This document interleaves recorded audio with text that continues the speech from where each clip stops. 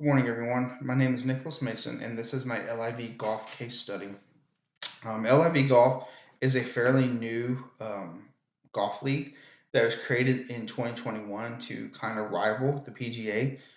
It is funded by the Saudi Arabian government, who has poured a couple $1 billion into it, and that's billions with a B. And it is actually lured away quite a few popular and well-known PGA players, and even if you're not a golf fan, some player names that you might recognize, such as Phil Mickelson and Bubba Watson.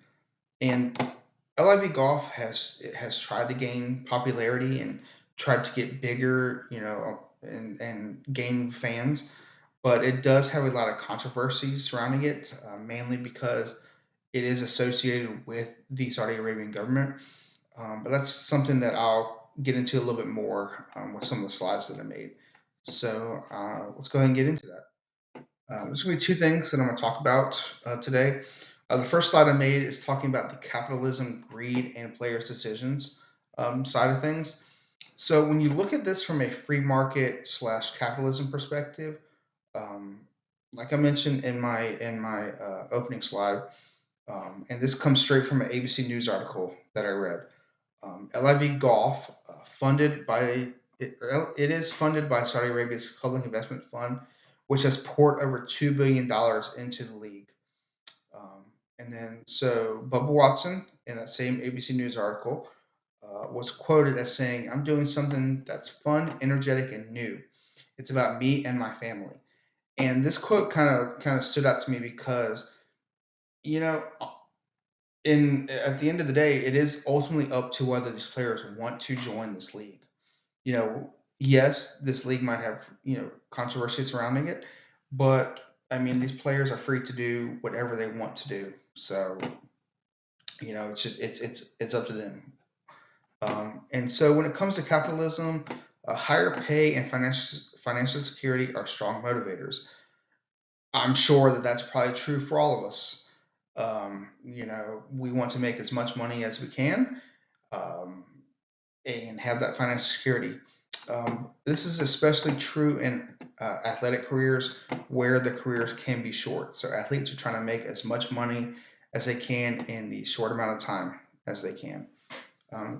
So yeah, the ethical concerns though of all this is, according to an article I found in Golf Monthly, Saudi Arabia is accused of sports washing. Sports washing is when you create these leagues and bring in these popular players and whatnot to kind of distract from human rights abuses and the well-known murder of journalist Jamal Khashoggi. And I'm sure I butchered that name, got it wrong, so I apologize. And for those that don't know, Jamal Khashoggi was a journalist who was supposedly murdered because he was speaking out constantly against the Saudi Arabian government. So in that same ABC News article from where I found the info from above, LIV CEO Greg Norman was quoted on the murder as saying, "Look, we've all made mistakes and you just want to learn from those mistakes." Which normally I would agree, but I just feel like he's undermining the fact that there was a murder and that the government is trying to cover it up or get people to look past it. And it not just a murder, but a murder of somebody just speaking their mind. So yeah. And then of course there's families of 9/11 victims who feel betrayed by some players accepting Saudi money. And this is mainly due by the fact that the Saudi Arabia is kind of linked to the 9/11 attacks. So yeah, LIV's creation and rise reflect capitalist freedom and competition, but it also shows how profit can override ethics and tradition, which I believe is very true. Money talks, and sometimes if you're shown enough money, then you can look past your ethics. It's just how it is sometimes. So the second thing I made a slide for is the human rights and ethics side of things. So like I mentioned before, Saudi Arabia is sports washing to cover appalling human rights records. You can go online and find a bunch of articles of just speaking out and about how Saudi Arabia treats their citizens. Um, and a lot of it's horrible, especially towards women, children, gay people, people that don't share their same religion. It's pretty bad. So in that Golf Monthly article that I found, there's a journalist, Sarath Ganji.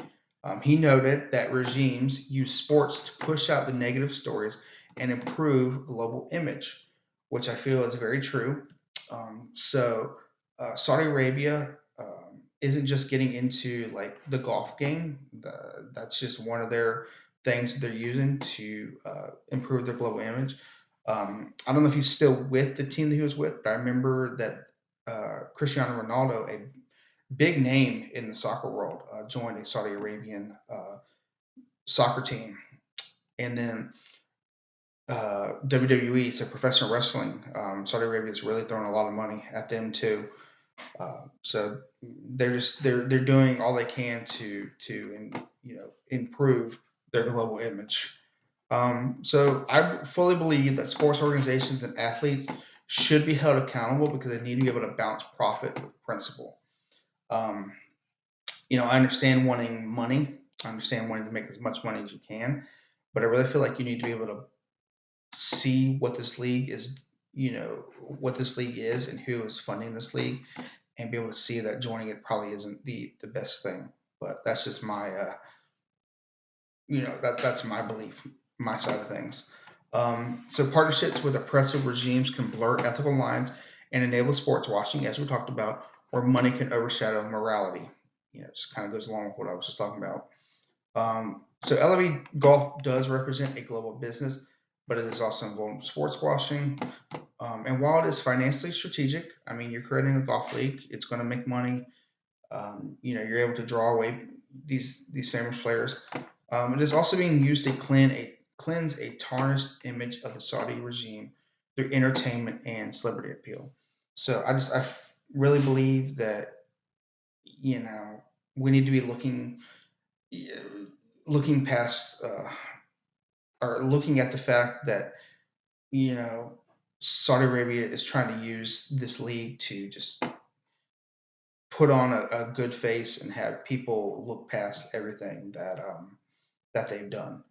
But that's the end of my presentation. The only thing I have left is my my sources slide. I appreciate everybody's time today. I know I went over a little bit of time, but yeah, I appreciate everybody's time, and I hope everyone has a good day. Thank you.